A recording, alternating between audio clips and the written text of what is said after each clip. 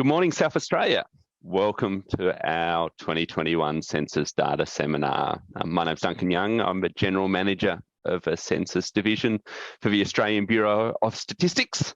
I can never really say the word statistics, so I probably should consider a different department, but so from now on, I'll call it ABS. Really great to have you tune in for the session today. I'm joining you from virtually, obviously, from Hobart, and I would like to acknowledge the Palawa people, the custodians of the lands here for tens of thousands of years, acknowledge their elders past and present, and acknowledge their continuing custodianship of this land into the future. I'd also like to extend that acknowledgement to the Kaurna people, the traditional custodians of the land in Adelaide, where I know that a number of you are joining us today, and I hear there's a couple of 100 people joining the session today, which is fantastic. And extend my acknowledgement to all the traditional owners on all the lands that people are connecting from today, and welcome members of the Aboriginal and Torres Strait Islander people who might be attending and joining us today. As well as listening to me and my lame jokes as we go through, you'll be joined by a genuine census expert in Caroline Deans, the Director of 2021 Census Dissemination. Between us, we have a great pleasure of talking to you about for data that we collected from South Australia, and Caroline is a South Australian native, and so she's been giving me a bit of a rundown on pronunciations of different towns and areas, so I'll certainly get assessed as we go along.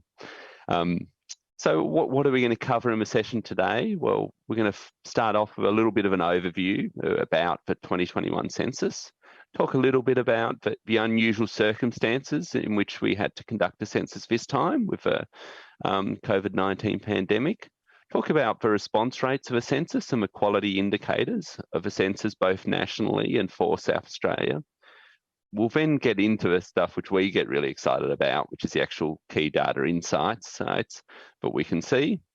Then we'll talk about our future releases of census data, how you can get your hands on census data yourself, and we'll have a good opportunity to ask questions. Well, you can ask for questions and we'll do our best to answer them.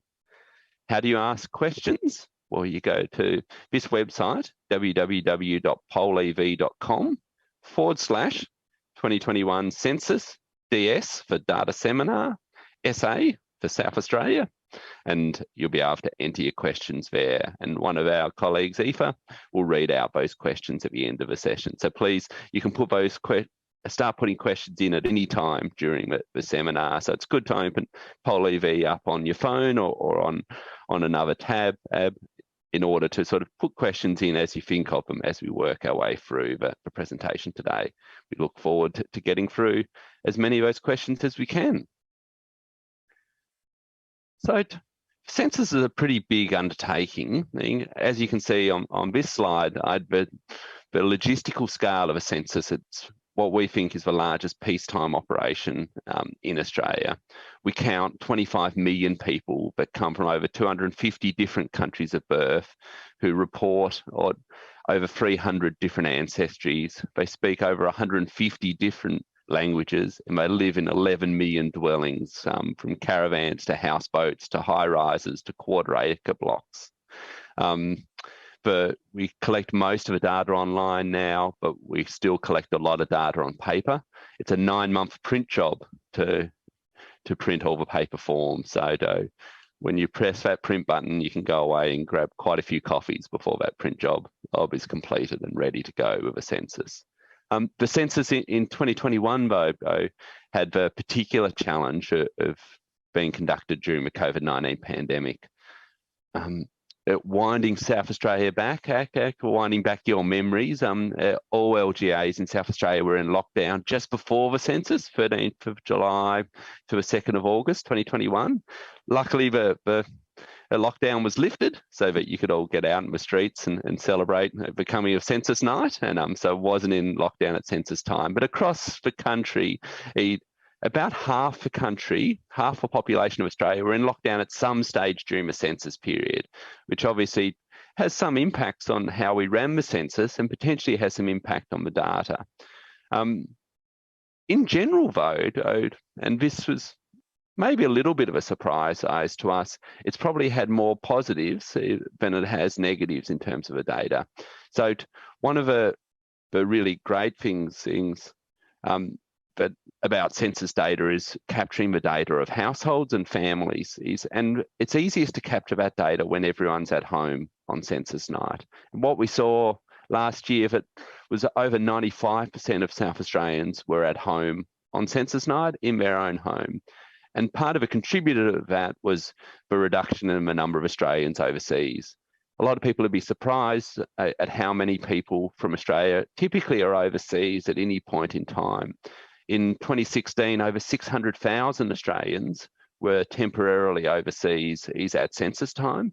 And so we missed out on getting their data for the census and missed out on their data in their households and their families.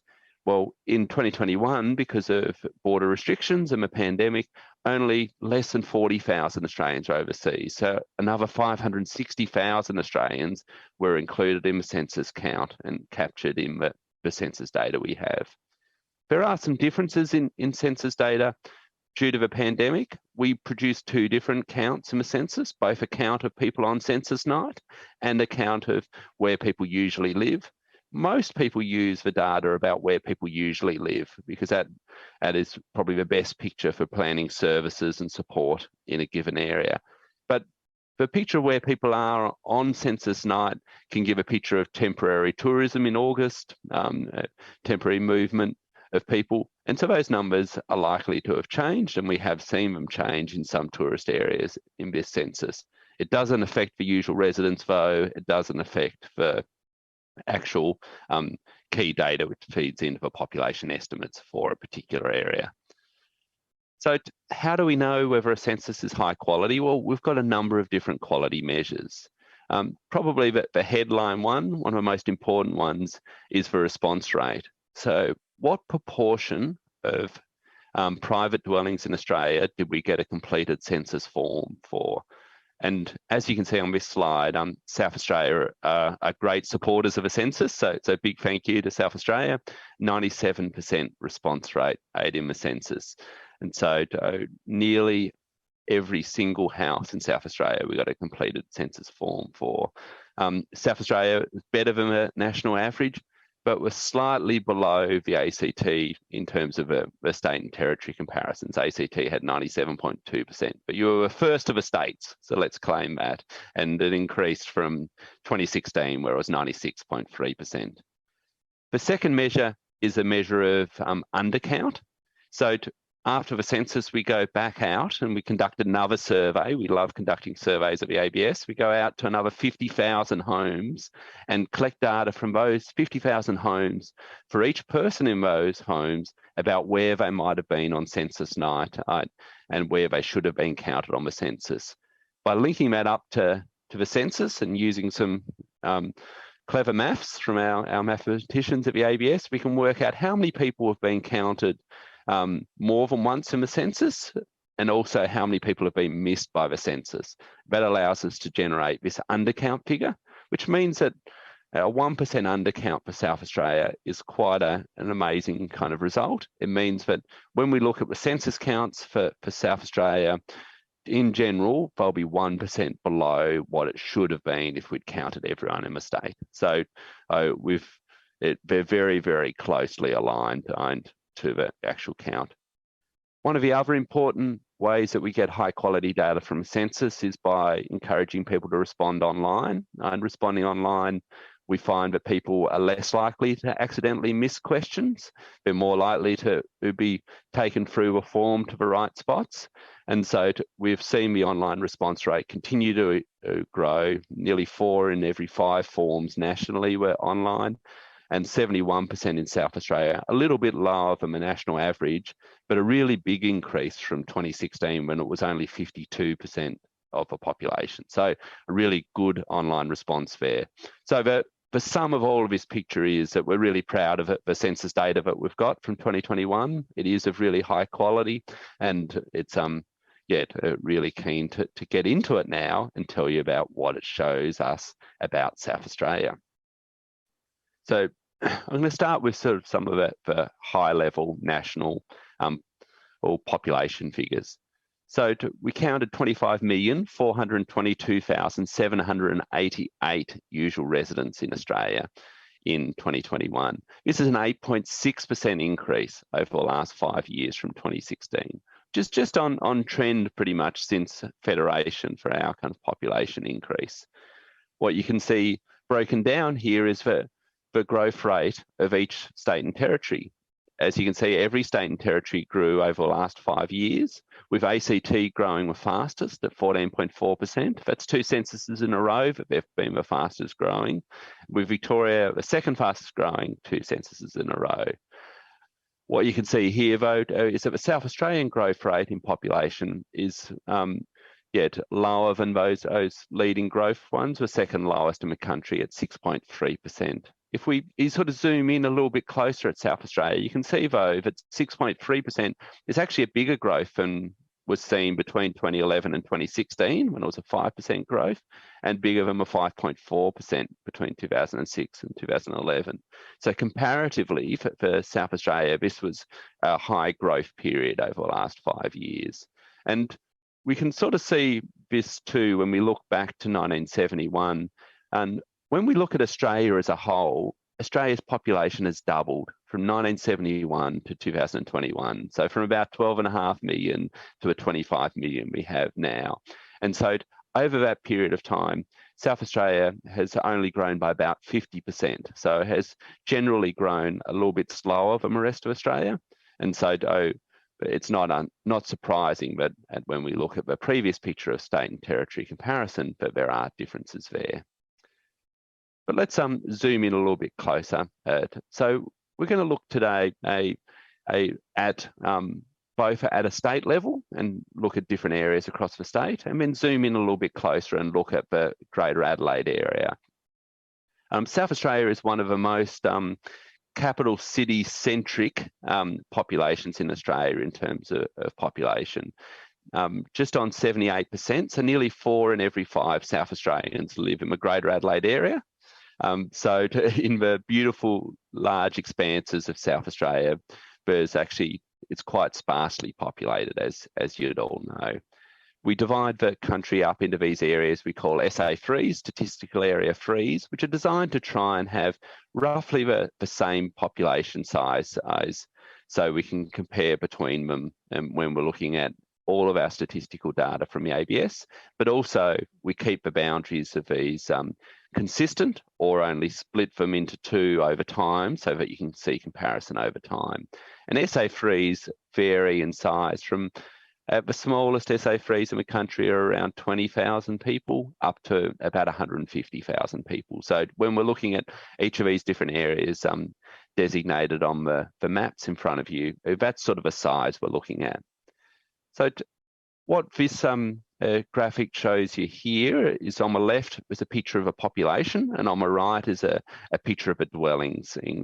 And the orange and red show a growth, and green and darker green show a decline.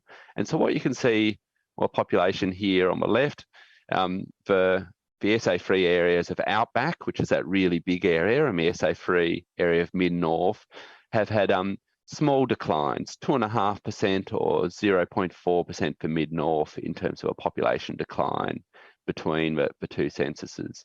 And then if you zoom in with your eyes a little bit on the Adelaide kind of area, you can see Eva's growth in the Adelaide area, but also down at Fleurieu Kangaroo Island, where there was a 10% growth to 55,500 people, and the Barossa with a 7% growth to 38,000 people, and the Yorke Peninsula with a 5.7% growth to 26,500.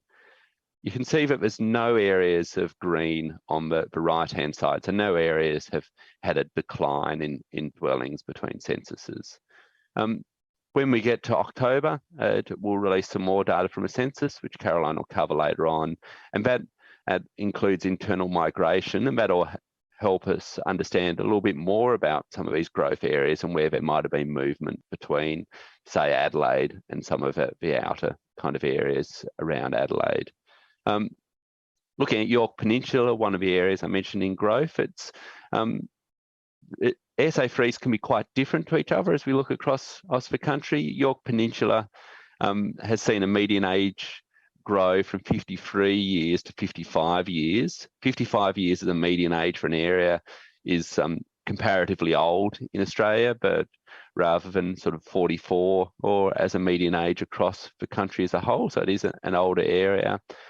Smaller households, which we often see in older areas. We also see a large number of what look like empty nesters in this area. So high level of registered marriages, but nearly 60% of all families in this area being couple families without children, compared to only 41% across the rest of South Australia. And also a high proportion of homes owned outright in the Yorke Peninsula, with 50% of homes owned outright. Let's zoom in a little bit then into the Adelaide area. And as we look in at Adelaide, you can see that there's sort of consistent growth in population across most areas here. Lots of areas with 5 to 10% growth. Lowest increases are in Port Adelaide, 5%, Tea Tree Gully, 3%, Burnside, 5%, Unley, only 2.5%, Mitcham, 4%. So, whereas and on the right, you can see some increases in dwellings, but not as widespread increases in dwellings as there are in population. But the big increase in dwellings are in Adelaide City, where there's been an increase of over 3,000 dwellings, which is a 27% increase in the 5 years, and out of the beautiful Adelaide Hills with a 3,300 increase in dwellings. For zooming in on the Adelaide city population, where we've seen that big growth in dwellings, we've seen the city population grow by 13%, so from 22,000 to 25,000 people now living right in the Adelaide city. But we've seen the number of tertiary students stay about the same, about 6,500, and the proportion of people born in Australia has increased slightly in the Adelaide city. So this suggests that we saw a bit of a drop in the number of international students since 2016 in the Adelaide city. Maybe unsurprising with that really large growth in dwellings, that we've actually seen a growth in the proportion of unoccupied dwellings in Adelaide City. It's up to 19%, which is up from 15% in 2016 and much higher than the 11% across South Australia as a whole. All right, we're now going to step into understanding a little bit more about the age profile of South Australia, and I'll hand over to Caroline to step you through this. Thank you, Duncan. I thought you were going to continue right on there, but yes, I'm going to talk about age pyramids and the age profile, a demographer's best friend, I think. So let's start by looking at the age profile of South Australia back in 2001. And what I've got up here is the age pyramid. And if you're not familiar with age pyramids, let me just describe what you're seeing there. On the left side of that chart, we've got males in 5-year cohorts all the way up to 85 plus. And on the right side of that chart, we've got females, again, up to 85 plus. And each of those bars represents the proportion of the population that is in that age sex cohort. So you can see that the largest group of both males and females is in that 40 to 44 year cohort. Now that is 20 years ago, so let's flick forward to what we counted in last year's census, overlaying that diagram with teal bars to represent the 2021 results. So here the pattern has changed quite a bit. You can see that the larger bars for males are still in that mid-age area, probably a little bit younger, going from 30 all the way up to 39, or actually, in fact, 25 up to 39, and females very similar, going from 30 to 39. If we look at the way the pyramids are on top of each other there, what we can see is a shrinking proportion of teenagers and children, but teenagers in particular are making up less of the population in South Australia in 2021. And also people in their 40s and early 50s are making up less of the population. And where there is all the growth is in the 55 plus age groups. And another thing to point out here is that because we've got males and females on the same chart, we can have a look at how the relative size of the male population compares with the female population in each cohort. So I'll draw your attention to the 85 plus cohort there, and you can see on the right in the female side that actually represents 1.6% of the population are females aged over 80. And that's compared to, and it's actually a little bit longer bar than in the 80 to 84 cohort, which is 1.4% of the population, and quite a bit more than the males of the same age. So the median age overall for South Australia is 41 years of age. But as Duncan alluded to with some of his maps and descriptions, there are different profiles of the population across the state. And so the youngest SA3s, there's two of them, and they're very different characteristics of these two SA3s. The first is Adelaide City, which Duncan spoke about. And Adelaide City has a median age of 32. So a very young median age, and reflecting a lot of the tertiary students that probably live in that Adelaide City SA3. People aged in their 20s make up about a third of the population in that SA3, compared to 1 in 8 people across all of South Australia aged in their 20s. Also in Adelaide City SA3 are that there are many more lone dwellings, like lone people dwellings, and also group households, and far fewer family type dwellings in the Adelaide City. And comparing that to another young SA3, and that's Playford out in the northern suburbs. Again, it's got a median age of 32, but in this case, many more children and teenagers. So it's a young family population out there at Playford. And then the oldest SA3s are Yorke Peninsula and also the Fleurieu Kangaroo Island, both with median ages of 55. And in both of those areas, we see far more people aged over 65. Now, when I'm talking about the age sex profiles there, you'll notice that I'm talking about male and female. And if you remember when you filled in your census form last year, there was a third response option, which was non-binary sex. Now, that response option was available on the census form to allow everyone to be able to participate, those who aren't biologically male or female, such as people who have variations in sex characteristics. But when we're releasing the data from the census, it's almost all being released as male and female. So all the data that's available on our website and in all the stories that we're telling are broken into male and female. What we will be doing is releasing an article in a couple of months talking about some of the characteristics of people with non-binary sex, but for the most part, the data output from the sex question is as male and female only.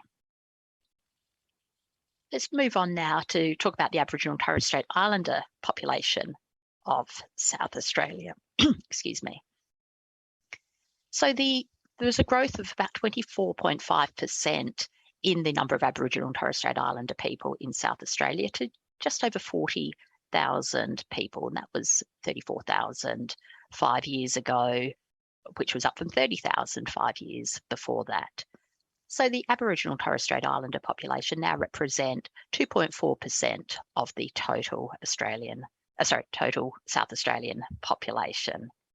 That growth rate of 24.5 is really on par with the growth rate that we saw across Australia as a whole. So what I'm showing now is a table showing the number of Aboriginal and Torres Strait Islander people in each of the states and territories over the last 3 censuses, and on the right, the growth rates between the previous 3 censuses. So you can see in Australia as a whole now, there's over 800,000 people who identify as Aboriginal or Torres Strait Islander, and that's grown 25.2% on the previous census. And the South Australian growth is right in the middle there. You can see really high growth in Victoria and the ACT in particular, over 37%, and quite low growth in the Northern Territory of 4.9%. And when we look at the distribution of Aboriginal and Torres Strait Islander people across the country, they're mainly in, or continue to be mainly in, New South Wales and in Queensland.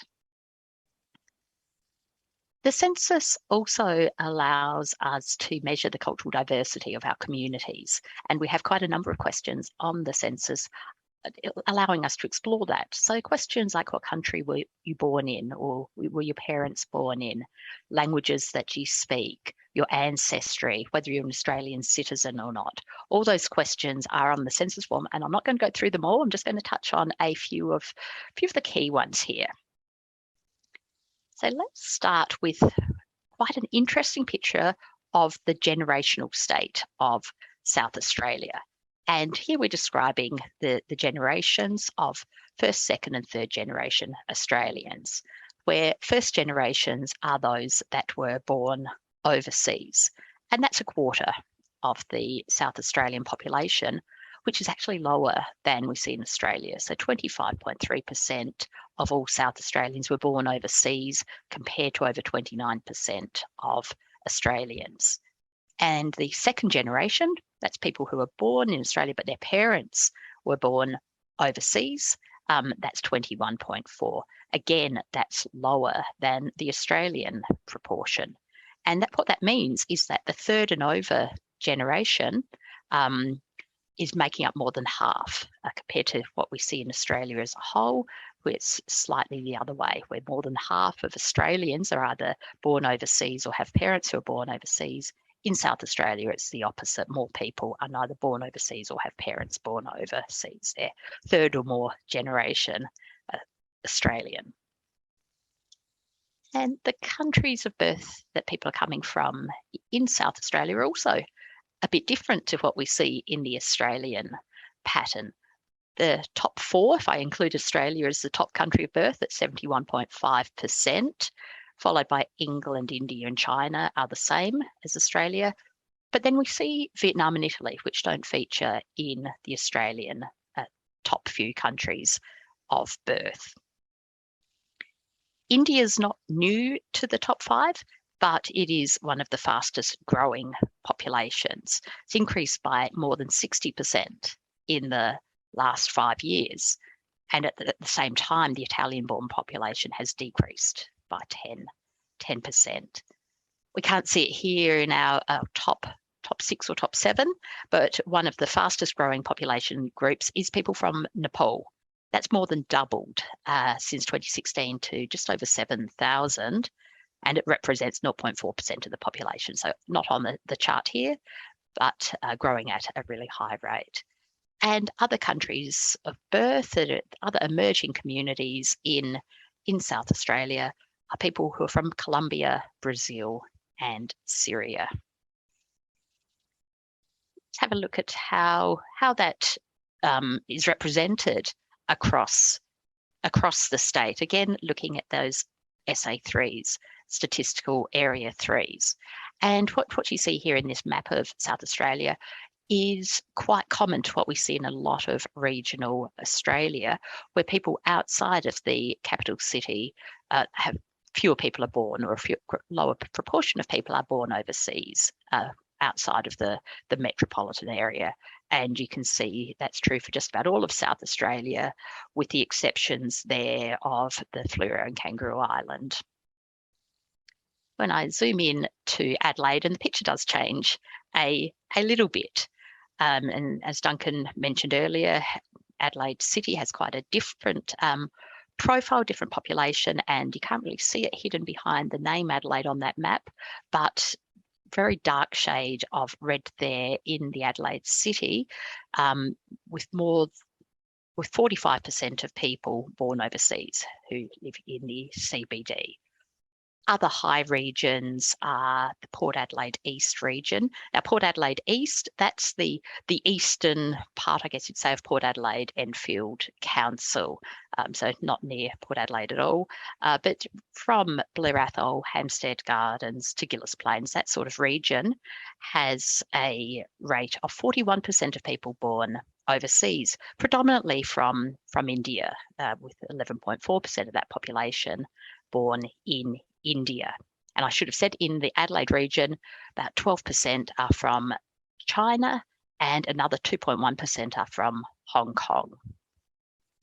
And the other area out in the northeast with a lot of overseas born people is Campbelltown, and an older area there with people born in Italy making up the 5.5% of the population, but also people from China and India. China and India as well.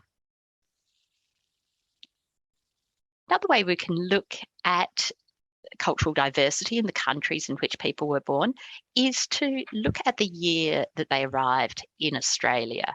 And for this graph, we've divided that into two periods, the pre-pandemic and mid-pandemic, post-pandemic periods. So all on the left there, the teal colours are the years before the pandemic, where we were seeing increasing numbers of people arriving from overseas and now residing in South Australia, with that really high number in 2019 of 21,000 people. And so most of those periods from 2016 through to 19, there was about 5.5 to 6.5% of people who arrived into Australia ended up living in South Australia. And then the pattern changes as we move into the pandemic years. And in 2020, there was still a smaller number, as you would expect, of people arriving in Australia, 9,000, but that actually represented a slightly greater share of all the people arriving in Australia. That represented over 7%, so a slightly greater share there. And then in 2021, that figure of 2,000 people only goes up to the 10th of August, because that's when Census night was. So about 2,000 people arrived into South Australia from overseas in the first 8 months of the year. Now, that is actually a lower rate compared to the Australian arrival. So more people came in during 2020, but then that rate of people settling into South Australia did decrease again in 2021. On the census, we also ask about the languages that people use at home. And here we're doing a comparison over 30 years that shows how the makeup of the population has changed in that time. Back in 1991, 86% of people in South Australia only spoke English at home. That's 86%. And that decreased in 21 to 78%. So it's still a high number of people only speaking English at home. The makeup of those languages has changed as well, with a predominantly European flavour in the 1991, with the exception of Vietnamese at the bottom. And then on the right, we see that Punjabi has made it into that list. And still the Italian and Greek, the European languages, are still in there in 2021. Another aspect that we measure on the census is people's religious affiliation. And it's really interesting to look at how that has changed over time. This graph here is not of South Australia. This is a graph of Australia as a whole, where we have grouped religions into three very broad groups of all the Christian denominations, represented by that dark orange line. All the people who said no religion, and no religion includes people who ticked the box saying no religion, but also wrote in things like atheist or agnostic, or identified with other spiritual beliefs. And then down the bottom, but increasing in that light green colour, is all the other religions. So you can see when we look at 2021, that other religion group has increased to about 10% from virtually zero in 71. And the Christianity groups and the no religion groups are coming together with no religious affiliation, now still just short of about 38%, whereas the Christian groups are about 43%. But let's have a look at what is happening in South Australia.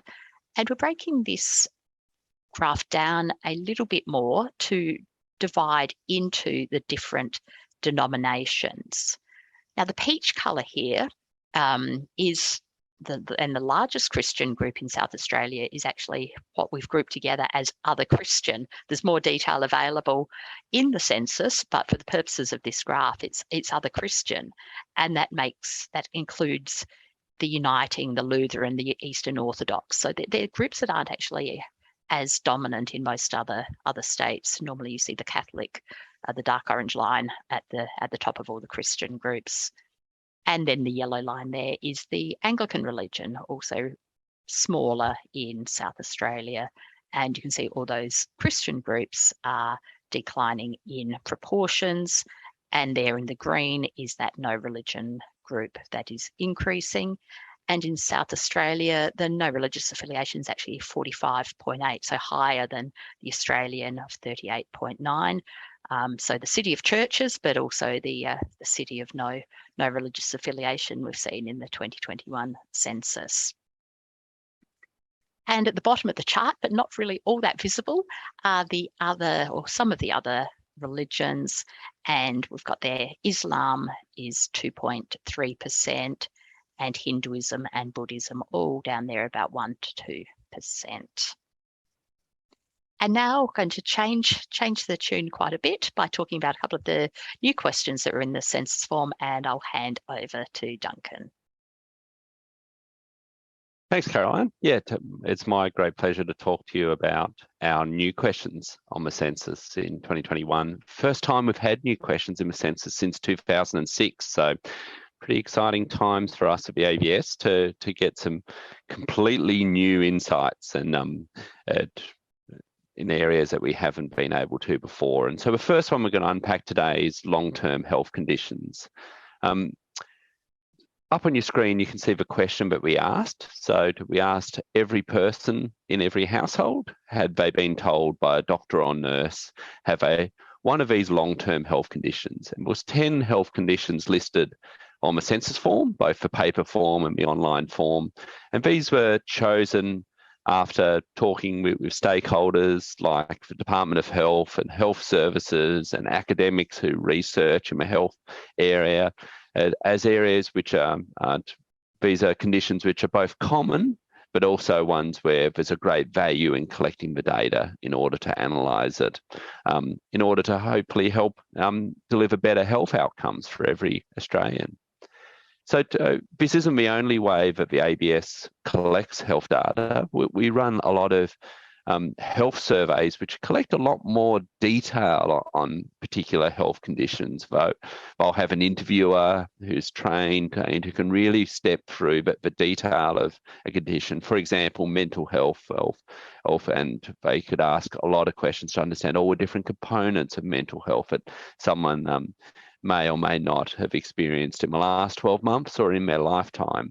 And so these surveys are still the best way if you really want to get an in-depth understanding of a health condition and understand it at a national level or at a state level or for broader population groups.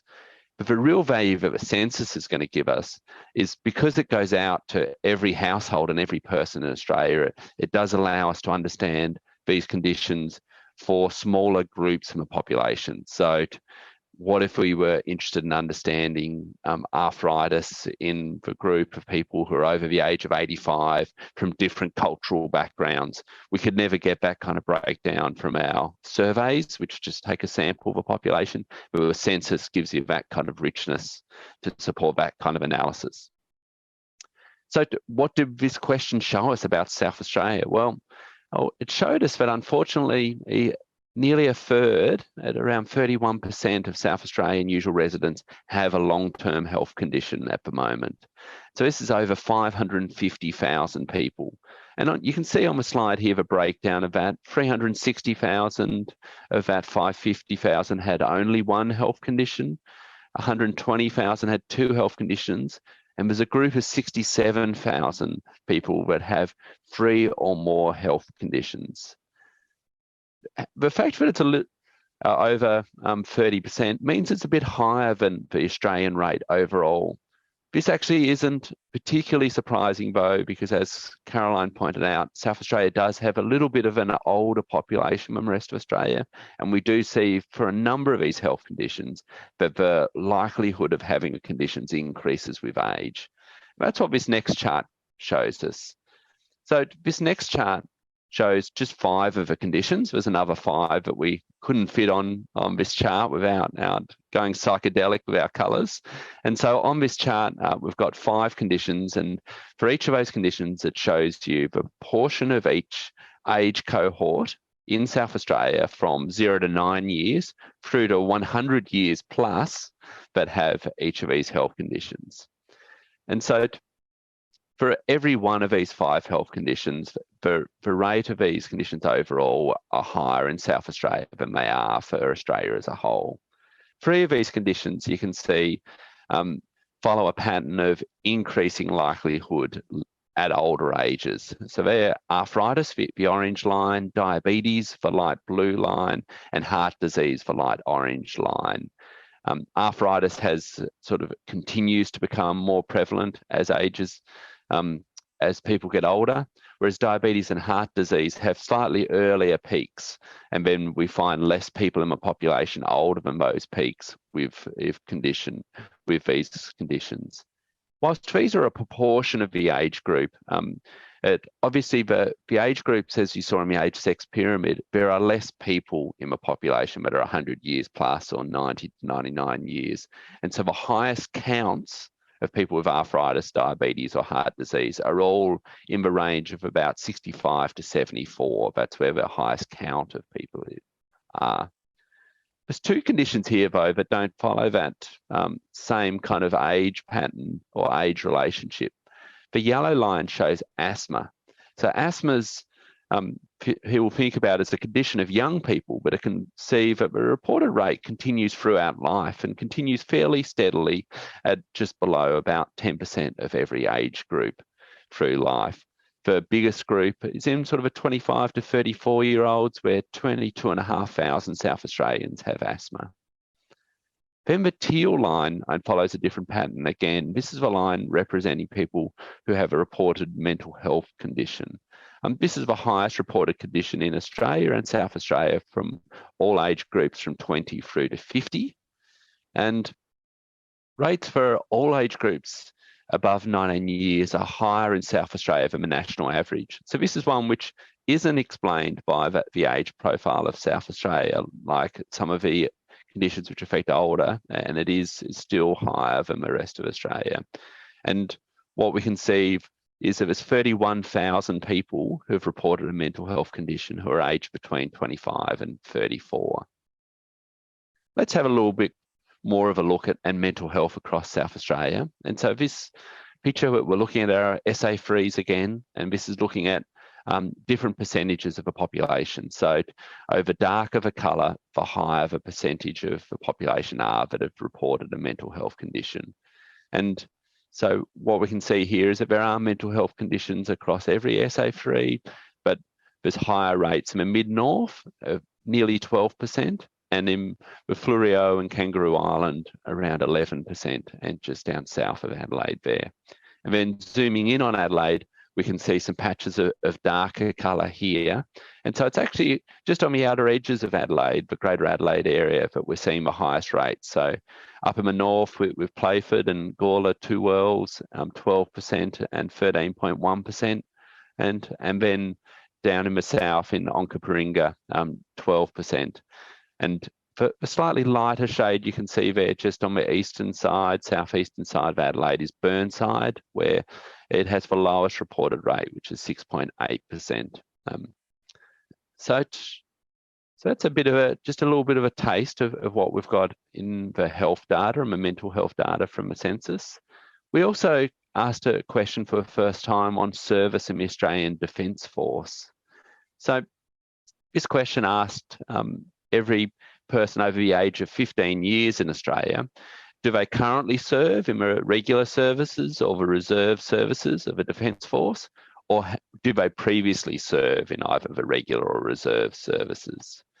And so what we found through this question was that 3.2% of the South Australian population, so about 1 in every 30 people, have either served currently or previously. This is a little bit higher than the national average, which is 2.8% of the population. So as you can see on this slide, about 6,000 are currently serving, and that's made up of about 4,000 which are in a regular service and about 2,000 in reserves. But the lion's share of the service population in South Australia, as it is in Australia, are people who have previously served in the Defence Forces. So previously serving top SA3s are, well, about over 30,000 of the 42,000 previously serving are in the Greater Adelaide area, with nearly 5,000 in Onkaparinga and 2,500 in Salisbury, Tea Tree Gully and Playford. So what this data is going to be really useful for is one of the key advocates for including this data on the census was Department of Veteran Affairs. So Department of Veteran Affairs already provides services to a large proportion of the previously served population in Australia, but they know that there are a number of previously served people who aren't currently reaching out for services and support, and this is going to give them a lot richer picture and a first time they've got a full national picture of characteristics of that previously serving population. Stepping into the next area is looking at households and families. And in South Australia, we've seen that households are getting smaller. Not actually the size of the households. I'm not talking about the number of bedrooms or a number of square metres, but the average number of people in those households. Back 50 years ago in 1971, if you walked up to an average household in South Australia, it would be 3.3 people. Well, I don't think you can have 3.3 people, whether it be 3 people or 4 people, but on average 3.3 people. Whereas in 2021, that's decreased from 3.3 to 2.4 people, so only a little bit over 2 people. So in the census, we break down households into a few different categories. We categorise them as family households, where people are living together and are related, lone person households, where people, unsurprisingly, as the name suggests, are living alone, or group households where people are living together but are unrelated. And so what you can see here is about 2/3 of all of the households in South Australia are family households. But more than a quarter of households, 28.6%, are lone person households. And this is notably higher than it is across Australia, where so 28.6 compared to 25.6 across the rest of Australia, and is generally explained by the fact that there's an older population in South Australia. One of the things that we saw change for the first time in South Australia, so the first time we've seen this in the census in South Australia, we saw more couples living with no children rather than couples living with children. So that balance has just flipped over, and South Australia is only our second jurisdiction in Australia where we've seen this change. Tasmania got there a while ago, and so sometimes people misunderstand this. They think, young people these days don't have kids anymore and don't want to have kids. Well, couples and no children will include people that haven't had kids, but there's a big proportion of this population are actually couples where the children have now moved out. And I am looking for tips on how to get my children to move out. So if anyone's got any tips, please put them into Poll EV and I could join that 41%. Or maybe I just need to move to South Australia and not tell the kids. We can see as well 16.6% of families are lone parent families. You can see up the top there, nearly 500,000 families in South Australia we collected data on in the census. One part of a family structure that we've seen significant changes in, though, are the count of same-sex couples in Australia. So this picture simply shows the count of same-sex couples counted in the census by state and territory. The census doesn't ask about sexual orientation and doesn't ask about relationships that span multiple households. So this is a count just of the same-sex couples but are living together or in the same household on census night, which is the same way we collect data on any other couples in the census. What's probably interesting in this is that the marriage law changed in 2017, so that the census was able to capture data on registered same-sex marriages for the first time. And you can see that teal section of each of these bars as represents for marriages in same-sex couples versus de facto. And we saw in South Australia, it's a bit hard to pick up there, but there's a higher proportion of the same-sex couples are married, over a third of the same-sex couples, compared to only 30% across the rest of Australia. This might just be an impact of what the COVID restrictions caused through 2017 through to 2020 through to 2021, but it'll be interesting to see how that plays out in future censuses. The next one just looks at South Australia, and what you can see here from 1996, when we first captured data on same-sex couples in the census, a very significant increase in the number of same-sex couples. It was a 74% increase between 2016 and 2021, both proportionately and in terms of counts, the biggest increase we've seen. All right, enough on families and households. Let's go into dwellings, and I'll hand back to Caroline. Thank you, Duncan. And sorry, I just advanced the slides. You'd already done that for me. So this is the last little bit of the data presentation, and then I'll be talking about what else is happening with census releases in the future. But I will just remind people of the PolEV facility that we've got open. We've seen quite a few questions come in, but if you've got any burning questions that you haven't popped in PolEV yet, then please do. And the address polev.com/2021 census DSSA, and you'll see that under the census logo on each of the slides. So moving on to data about dwellings, and starting with how we pay for the dwelling in which we live. And so in South Australia, we see that most people have a dwelling, they live in a dwelling that is owned with a mortgage, 35.6% of people, which is a slightly lower rate than for Australia as a whole. The next largest group is owned outright, and 32.8%, and slightly higher than Australia as a whole. And then the final group there on the right are dwellings that are rented, and that's 27.6%, which is also lower than Australia as a whole. But let's look at that over time, because I think this tells quite an interesting story. And what we've got on this graph here is not proportions, but numbers. So each of these bars represents the number of dwellings and their tenure type over time, all the way back to 1996. And if you look at that dark orange bar, that dark orange is owned outright. So back in 96, about 224,000 dwellings in South Australia were owned outright. And if we fast forward 25 years to 2021, it's barely gone up. It's 227,000. So a very small movement in the number of dwellings that were owned outright, and even a little dip in the middle down to about 206,000 in 2016. Where we see more change over time, or steady increase over time, is in the number of dwellings that are owned with a mortgage. And that's gone from about 153,000 back in 96 to about 246,000. And also a growth in rent, but a fairly slow growth in rent. When I think about the other states where we've looked at this data, rental properties have grown at a much greater rate than this, but they are still increasing in South Australia, but only to about 190,000 in 2021.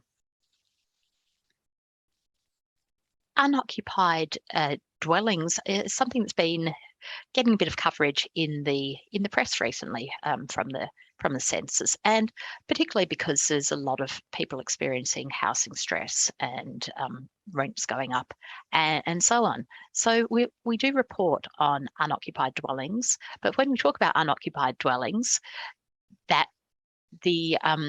unoccupied dwellings on census night. And so it's not necessarily dwellings that are long-term unoccupied and vacant, ready to be tenanted by new tenants, but unoccupied on census night. So that might be people who are away from their home. They might be in hospital, they might be on holiday, so they're not being counted at home. Or there's also many examples of people who have holiday homes. And when we look at the areas that had the highest rate of unoccupied dwellings, no doubt they are that holiday home explanation. So the Fleurieu Kangaroo Island region, York Peninsula, the Limestone Coast, all of those regions had quite high rates of unoccupied dwellings, potentially due to them being holiday homes. But in South Australia, we see that there were nearly 84,000 unoccupied dwellings on census night last year, which is about 10.8% of all private dwellings in South Australia. And that orange bar there is the Australian rate. So the Australian rate is 9.6. So the rate of unoccupied dwellings in South Australia was higher than the rate in Australia. But if we go back 5 years to 2016, it has decreased. So the 2016 figure for South Australia was about 12.6% unoccupied, and that's decreased down to 10.8. And the Australian figure likewise had decreased. And the final little bit of data is about the types of dwellings that we live in, the dwelling structure. So the census captures all sorts of information. We've talked a lot about the population, we've talked about households, families, and now we're talking about the dwellings in which we live, because it is the census of population and housing, not just the census of population. So here we're looking at, on the left, in 2001, the type of dwelling structures we had in the Greater Adelaide area and the rest of SA, and then the picture in 2021. And it hasn't changed all that much, not much movement at all. Certainly when we look at the dark green shade there, that they're separate houses. And so the proportion of separate houses in Adelaide has decreased a little bit over the last 20 years, but only by 1 percentage point. And in South Australia, it's actually increased a little bit from 85.2 to 86.5. There's a little bit more movement in the dark orange bar, which is the semi-detached and townhouses, where we see an increase in Adelaide from 13.5 to 17%, and in the rest of South Australia from 6.9 up to 8.5. And the top two, and you can't really see the very top one, but starting to appear in the Adelaide bar in 2021 is a light peach shading, and they're flats or apartments in a 4 or more story block. And they're now representing about 2.1% of all private dwellings in the Greater Adelaide area, and much lower rate. You can barely see that on the Adelaide figure back in 2001. So that's all the stories we have to tell you about the census data, but that is only the first release of census data. So what we've covered today is just some of the topics that we released back on the 28th of June. So on the slide here, you can see the topics that we have already released. So we've talked about not all of them, but most of them today. We've got another big release coming up in October, and we've just announced that the release date of the second release data is the 12th of October this year. And I think this is going to be a very interesting release, because I think we're going to see a lot more of the COVID impacts reflecting our living situations, our circumstances last year as a result of COVID. We'll be releasing data about labour force information, and that includes method of travel to work. So how did people get to work? Did they drive? Did they walk? Did they catch the bus? Or did they just walk from their their bedroom into their study. And unfortunately, we didn't ask that on the census, but I'm sure we will be seeing that many more people worked at home in August 2021. So we'll be releasing that in October. We also will have asked questions about people's qualifications. We'll be releasing that. And the other really interesting set of data that will be coming out in October is what we refer to as internal migration. And internal migration is where you lived 1 year ago and where you lived 5 years ago. So has there been much movement both within South Australia and also across states? I think anecdotally, we're all seeing patterns of that, but we'll see what the data has to say in October. And then next year, we keep releasing data. It's the gift that keeps on giving. Next year, we will be releasing our CEFA, that's our socioeconomic indexes for areas. We'll be releasing data on homelessness, and some other slightly more complex to capture data sets will come out in early to mid 2023. We have given you just a taste of the data that is already available from the census first release, but I do encourage you to have a look on our website if there's something else that you're interested in. And you can find data in two main ways through our website. You can search by topic, and what we've done on that page is we've created quite a number of articles and stories and analysis of the data that will give you a snapshot of things like the health or the education, housing, and so on. Or you can go, and we also have data cubes already created. So if you just want to know more about one of those topics, go in and we've already prepared it all for you. But if you're interested in data about a particular area, your local government area, maybe your local suburb, your postal code, your electoral division, well, we've got a great geographical tool that we can interact with to search census data by area, and that will enable you to pull out data in what we call a quick stats, just a basic web-based comparison of all the summary stats that you might want to know, or downloadable community profiles, so spreadsheets. And the other product that is not yet available, but hopefully will be available quite soon, is Table Builder. So Table Builder is a product that's a little bit more sophisticated, a little bit more advanced to use, and it allows you to basically drag and drop the variables that you're interested in into this tool and in the combinations that you want. So that wasn't released for first release, but we're working really hard to get that out before second release. So we have got a page on our website about the release of Table Builder, and we'll keep updating that as more information does come to hand. But unfortunately, I don't have a release date for you on Table Builder just yet.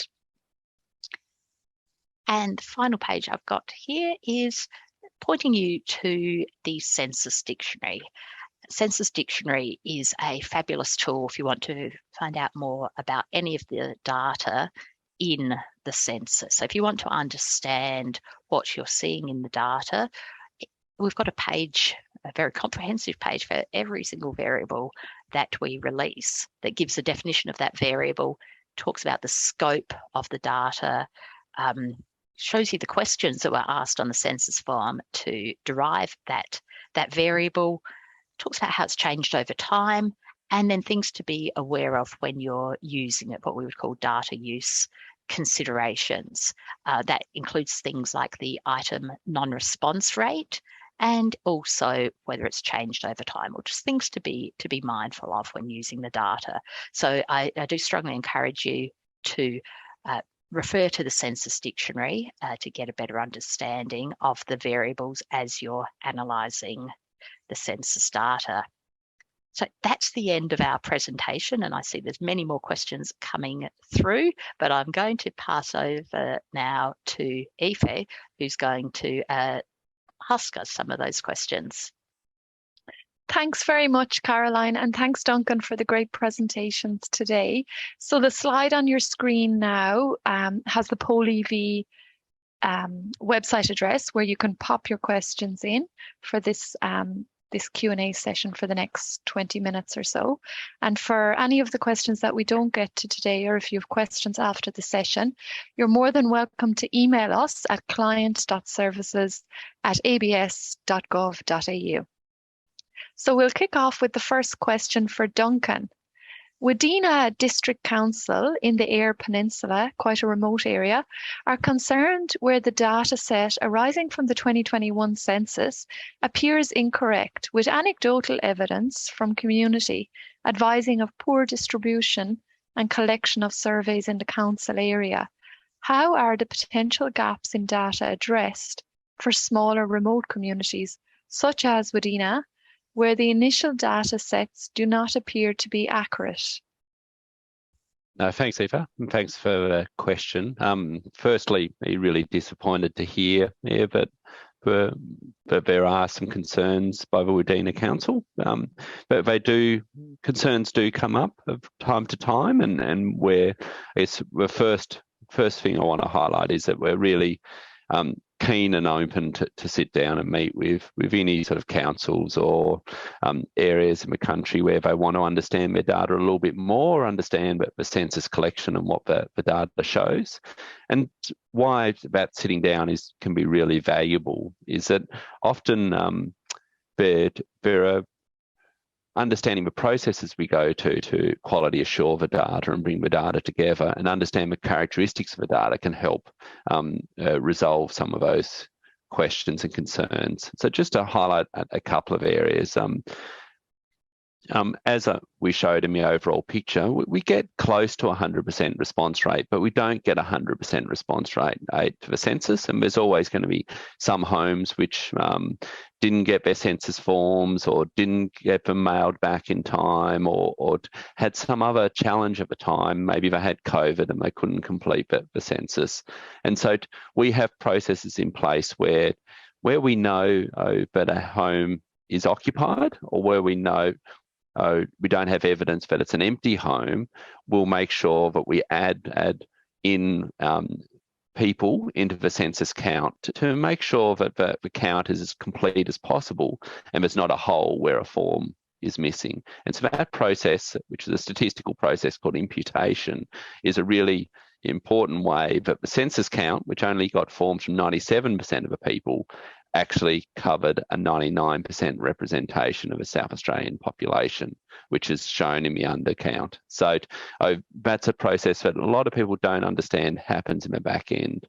We also, when we're looking at the census data, we look at other sources of data as well, both in trying to validate what we've done in the census. So we look at things like Medicare card enrolments and registrations, other government records for an area, but also that data gets used by the ABS when it produces the estimates of resident population for areas in order to create as accurate a picture as we can of what that population will be. The other thing which comes up, I'll give an example which was actually quite close to Wadena, just a little bit further west in Ceduna. I was chatting to the mayor in Ceduna recently, and he was concerned about the number of dwellings in the area changing between 2016 and 2021 and not increasing by as much as what he expected. When we unpacked the data for him, what we could see is that the dwelling count includes what we call improvised dwellings, like temporary dwellings, like tents. And what happened in 2016 was Variety Bash were in town, and they had about 300 tents in the Smoky Bay Reserve, and the Variety Bash was on at a different time in 2021, and so that dwelling count had changed in between. It doesn't affect the population count, it doesn't affect the count of freestanding homes, and it doesn't affect the estimates of resident population, because the people are put back to their usual residence in the census outputs. So definitely very willing to step through the data and help understand what the data is where the gaps might be, and what's been done to address those. And also then to talk about, well, are there other things we could do to support the data in the future? Thanks very much, Duncan. Next question for Caroline. How did COVID-19 and the South Australia lockdowns affect the census? Thanks, Aoife. And Duncan did talk about the experiences of South Australia at the time of the census last year in terms of COVID and lockdown. So we did see different patterns across all states. We did have to adjust our strategy to make sure that everyone was still able to participate in the census. So South Australia was just coming out of a lockdown a few days before census, but a lot of our census is now done not through a person anymore. We send things out by mail, or we will send instructions for people to be able to complete their form online. But we're still able to go out, and where people hadn't responded, to go and knock on the door and remind them about their need to participate in the census. So we did see changes in how we were able to undertake our activities,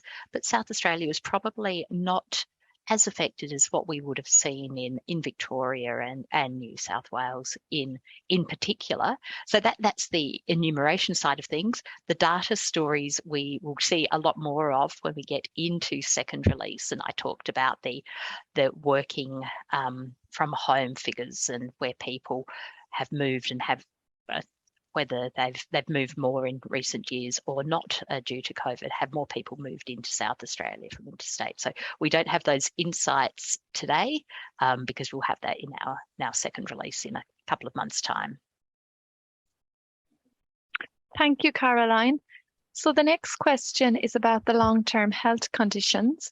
How do the asthma counts for South Australia compare to the rest of Australia? Caroline, I think that's a very good question. I was just going to pull up some data in front of me. I did look at it earlier and saw that there are higher reported asthma rates in South Australia versus the rest of Australia. I have got them here, Duncan. I'll rescue you from that. The rates are slightly higher in South Australia, 8.9% compared to 8.1% in Australia. So slightly higher rate of asthma reported in South Australia.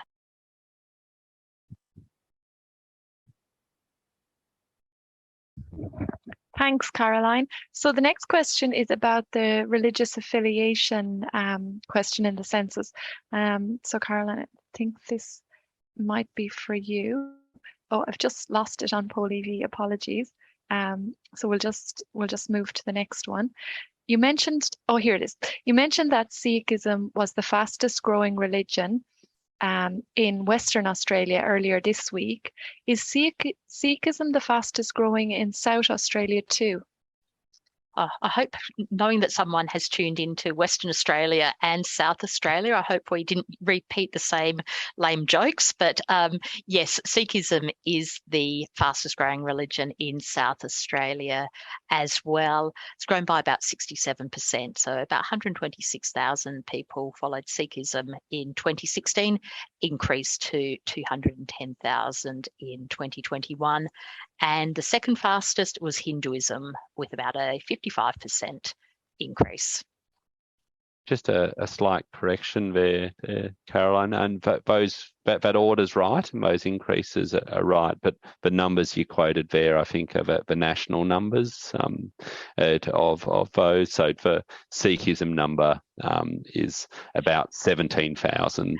Very good point. Yes, Australia. I should have thought that when I'm reading out the numbers. 200,000 people. That can't be right. Sorry about that. And 38,000 for Hinduism. So Sikhism is actually in South Australia nearly doubled, 96% increase in the last 5 years. As you can see, everyone, we have so much data here. There's 10 million tables of data we've published, and so we've got lots of people trying to help us get the data ready for each of these questions. Thank you both. So the next question, have we seen an increase in population counts within regional and remote centres, or is this data something that will be a part of future releases? It will be interesting to see the effect that COVID has had on the movement of people. Duncan, maybe you can take this one. Yeah, no, absolutely. Yeah, so we certainly, as I sort of highlighted with those SA3s, and most areas have seen in some increase in population, except for the mid-north and the outback. So for regional population centres have had some growth, and you can see all of that in this data. You can see changes in terms of the characteristics of a population, whether it's older, younger, those kinds of elements. What you'll really be able to add to that picture in the 2021 the October release will be the internal migration. So the census asks a question about where did you live 1 year ago and where did you live 5 years ago. And so when we release that information, you can sort of see, okay, was the increase in, say, Victor Harbor, was the increase in Victor Harbor mainly from from Greater Adelaide with people moving? Was it from outside the state, or was it through births and sort of natural demographic kind of changes? And so those kind of movements is what we'll be able to see in the next release. Caroline pointed to some of the changes we see in population growth through migration, but you can see in the first release of arrival into South Australia, there's still new arrivals internationally into Australia are still predominantly in our capital city. So we think the regional growth will mainly be through internal migration. Thank you, Duncan. The next question is for Caroline. About 41% of families being couples with no children. Is this denominator a count of family households or all families, including those that might live across multiple dwellings? No, it's of families that are living together or in the household together at the time of the census. So when we look at, when we talk about couples with no children, it's not that their children have completely disappeared. The children just aren't in the household, perhaps at census time, because they've moved out and they're establishing their own household. So all the data that we report on the census is in the household, and Duncan was talking about the relationships. So their relationships, marriages or de facto relationships of people who live together, not across households. Thanks, Caroline. Next question for Duncan about COVID. You mentioned an increase in population for the Adelaide Hills. Can this be attributed to the pandemic and lockdowns? Yeah, it's a good question. There could be elements of that. Obviously, could be contributed there if it was, obviously there's been a return of people from temporarily overseas, but they would have still been in our estimates of resident population for that area. Potentially with the lockdown, there could be people that have moved outside of the central kind of city suburbs into some of the more edge kind of suburbs, but that is data which we won't understand those movements until we get that second release in terms of internal migration. We are thinking of our October release as being, I guess, a bit more of a bit more of a COVID explainer in terms of being able to pick up some of those trends and changes between there. There is, I haven't looked in the detail about the Adelaide Hills data, but what we've seen in some areas of the country is an increase in non-dependent children back at home. So there's been instances where, particularly some areas where there was sort of a 17% increase in non-dependent children, so children over the age of 18 living at home. And so potentially children which were away from home studying have moved back home temporarily during COVID, or have moved back home during COVID whilst they're working remotely. And so there is so much data there that people could dig into to try and understand and test for different theories you have about what might be explaining a population change there. Great, thanks, Duncan. Next question for Caroline. I'm hearing a lot about certain census results reflecting our community on census night, but I recall completing mine before then. What bearing does this have on census results? Yeah, that's a really good good question, because we did encourage in 2021 for the first time people to complete their census when they were able to. So we always talk about census night, the 10th of August, a year and a day ago, as being the reference night or the reference period. And so the instructions that we give is, if you know where you're going to be on Tuesday, the 10th of August, then, and if you know where everyone in your household is going to be on Tuesday, the 10th of August, then feel free to complete it on the weekend or the week before, but you complete it as if it was that Tuesday. So most of the questions don't actually have a time element to them. Things like your education or your country of birth don't change. The things that do change is maybe how did you get to work on that day? Did you assist someone with their care in the 2 weeks before census and things like that? But we give the instruction to answer as if it was census day. And for those people who are living in circumstances that are maybe a little bit less predictable, then we would encourage them to wait until census day to complete. But we did do a lot of analysis of the data, and we tested this method before we ran the census just to see if we were going to be able to get reliable results. And we're confident that people who did complete their census ahead of time still answered as if it was Tuesday, the 10th of August. That's brilliant. Thanks, Caroline. Our next question is in relation to undercount. What was the number for South Australia? And do we have numbers on undercount for remote areas in South Australia? I'm not sure if this person is asking about the net undercount or the undercount for Aboriginal and Torres Strait Islander communities. But Duncan, I might hand over to you on that one. I'm happy to jump in here. As I sort of highlighted earlier in my presentation, for South Australian net undercount was 1.0%, which is a really good figure. It's made up of a couple of components. So there's an undercount of 3.7% and an overcount of 2.7%. And so they sort of cancel each other out to a certain extent. And so how do those components occur? So 3.7% of undercount can come from households where we didn't capture forms and data for everyone in the household, or households that we felt in the census were unoccupied but actually were occupied.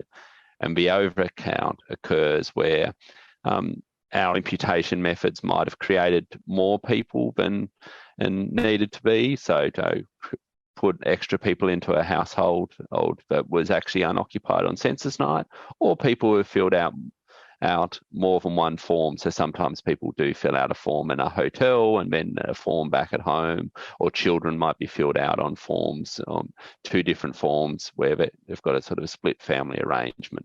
And so they're really sort of good quality figures overall for South Australia. Question around, do we have a breakdown of undercount for regional areas or smaller areas? No, unfortunately we don't. The mechanism we use to generate an undercount, as I said, is a survey of 50,000 households across Australia, and it is designed to allow us to get the undercount measures at a national level, a state and territory level, by key age groups, by country of birth, by Aboriginal and Torres Strait Islander status, but not to be able to. There's just not enough people in that survey for us to get accurate figures at a sub-state level. What we do look at when we get to the sub-state level are things like other data sources, like Medicare enrolments, like income tax returns, other records, births, deaths, that kind of data. We also, at a sub-state level, can look at response rates, so how many of homes have responded, and look at comparisons between censuses. So they're sort of all the sort of quality measures we bring together there in order to understand undercount. But there is a question around Aboriginal and Torres Strait Islander undercount too. If Aoife, would you like me to move on to that one? That'd be great, Duncan. Thank you. So there's a question there around the undercount of Aboriginal and Torres Strait Islander people. So again, undercount means to what extent is the census count representative of that full population? And unfortunately, the census has consistently undercounted Aboriginal and Torres Strait Islanders, and it has largely stayed the same in 2016 and 2017 at about 17%. So that means that the census data, the total count of Aboriginal and Torres Strait Islanders in the census, you need to add 17% to in order to get the Aboriginal and Torres Strait Islander population. We are really not happy with that figure and have been doing a lot to try and address that undercount, working a lot on community engagement, working a lot on employment of Aboriginal and Torres Strait Islander people to work as part of a census program, working with communities in the design of our approaches, providing in-language translation, support, community facilitators. And we're disappointed in the result in 2021 in that it didn't improve from 2016. But when we also step back and look at it, when we consider the amount of restrictions that we had to were challenged by with COVID-19 in terms of travel, in terms of the availability of staff for employment, the terms of movement between states and territories, we think we've managed to mitigate having a much worse result and have kept it with a slight improvement at around 17% undercount. But it's an area that's going to be a real huge focus for us as we go forward to 2026, trying to address that gap. Thank you, Duncan. Next question. Do you produce a paper on imputation methodology for the census? I think this might be one for Caroline. Yes, I can take that.